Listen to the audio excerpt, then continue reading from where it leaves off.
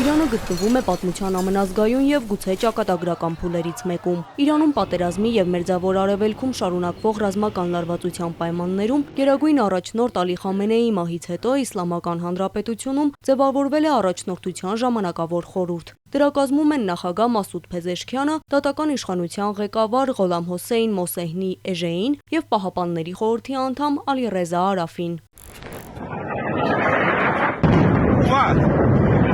Տասնամյակներ շարունակ իշխանական համակարգի առանցքը հանդիսացած պաշտոնի փոխանցումը տեղի է ունենում պատերազմական իրավիճակում, առաջացնելով ինչպես ներքաղաքական անկայունության, այնպես էլ տարածաշրջանային անվտանգության վերաբերյալ լուրջ ռիսկեր։ Նրանք են փաստացի ղեկավարելու եւ կատարելու գերագույն առաջնորդի ֆունկցիաները, մինչեւ կընտրվի նոր առաջնորդը, իսկ նոր առաջնորդին ընտրում է փորձագետների խորհուրդը,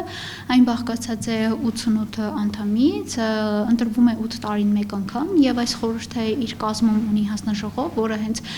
տեխնացուների հավանական տեխնացուների ցուցակ է կազմում, այդ ցուցակից ելնելով էլ հարց է դնում են քվեարկության, այն տեխնացուն, որը կհավաքի ձայների 2/3-ը, նայել կդառնա Իրանի նոր առաջնորդը։ Իրանի արտգործնախարար Արաղչիի խոսքով հավանական է, որ առաջիկա 1-2 օրում ընտրեն նոր գերագույն հոգևոր առաջնորդին, սակայն ըստ իրանագետ Ժաննա Վարդանյանի կա մտավախություն, որ ԱՄՆ-Իսրայել տանդեմը կթիրախավորի նաև նրան։ Եթե Միացյալ Նահանգները իսկապես իր համար վերջնանպատակ է դրել համակարգի լիարժեք փլուզումը, ապա չի բացառում, որ կարող է թիրախավորել նաև Իրանի նոր առաջնորդին։ Հետևաբար այս համատեքստում դժվար է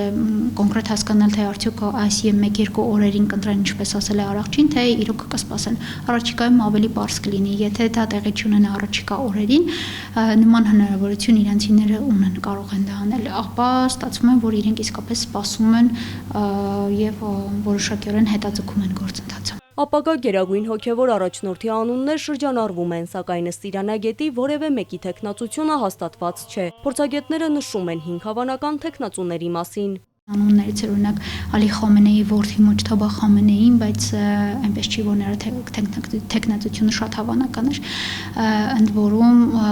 կա նաև հավանականություն, որ նա եւս մահացել է այս ավիահարվածների հետևանքով։ Արդյոք նոր առաջնորդը կփոխի Իսլամական Հանրապետության արտաքին քաղաքականությունը, մասնավորապես արևմուտքի հետ հարաբերությունների, տարածաշրջանային անվտանգության եւ Մերձավոր Արևելքում Իրանի դերակատարության համատեքստում։ Ժաննա Վարդանյանի կարծիքով նոր գերագույն հոգևոր առաջնորդը էական փոփոխություններ չի կատարի, եթե կողմերը չորոշեն բանակցել։ Այժմ ընթանում է լայնամասշտաբ պատերազմ եւ Իրանը խոստացել է դիմադրել եւ պատասխանել մինչեւ վերջ։ Ինեսա Սուքեսյան, Սիմիկ Մայիլյան, Էպիկենտրոն։